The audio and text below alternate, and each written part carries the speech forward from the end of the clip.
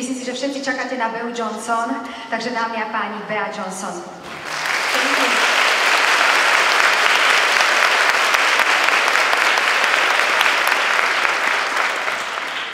Thank you very much, and hello. Our journey started back in 2006 when we decided to move closer to a town so we could have amenities within walking or biking distance. But before finding the right house, we rented an apartment for 1 year and we only moved in with the necessities. And during that year, we had an epiphany. We found that when you live with less, then you have more time to do what's important to you. More time for friends, for family, for picnics, for hikes. And we found that for zero waste to be sustainable in the long run, all we had to do was follow 5 rules in order. And the order is extremely important.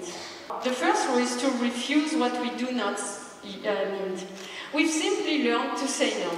Every time we accept a free plastic bag or a free pen from a conference, or the meal on the plane, or business card, it's a way for us to say, please, create more of these.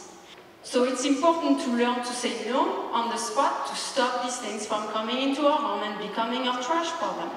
The second rule of a zero-waste lifestyle is to reduce. It's to reduce what we do actually need. So in our home, we've gone through a decluttering process. The first thing I did was to grab my husband's stuff and throw it out, because it's much easier to declutter someone else's stuff than your own. In my case, I own 15 pieces of clothing. So it's 2 dresses, 2 skirts, 2 pairs of pants, 1 pair of yoga pants, and 8 tops. Well, as a matter of fact, each of our wardrobes fit in a carry-on, even mine.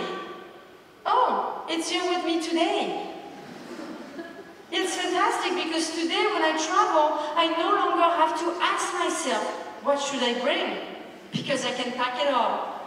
The third rule of a zero-waste lifestyle is to reuse. And for us, that means swapping anything that is disposable for a reusable alternative.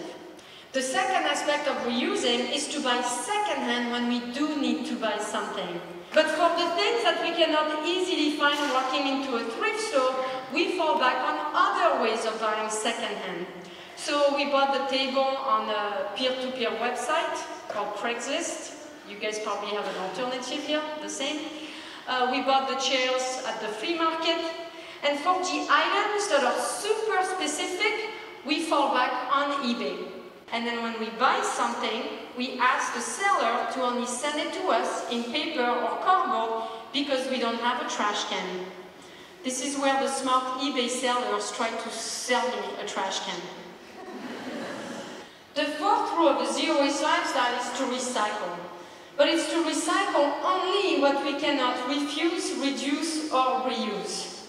So zero waste does not encourage you to recycle more. It encourages you to recycle less by preventing waste from coming into your home in the first place. And that's done with the first 3 R's. But when we got started, it was in the midst of the recession. And my husband saw me go to the health food store with my jars and totes. And he said, hey, stop, we can't afford to do this. And people on my blog said the same thing. So I asked my husband to compare our bank statements between the zero-waste lifestyle and the lifestyle before zero waste. Guess what? That's when Scott found that we were saving 40% on our overall budget. Now, Scott is a numbers kind of guy. Once he saw that number, he said, amen, Bea, keep going. But to me, the best advantage of this lifestyle is the simple life. The less you have to dust, clean, maintain, store, repair, discard, and eventually repurchase. We've discovered a life that is based on being instead of having.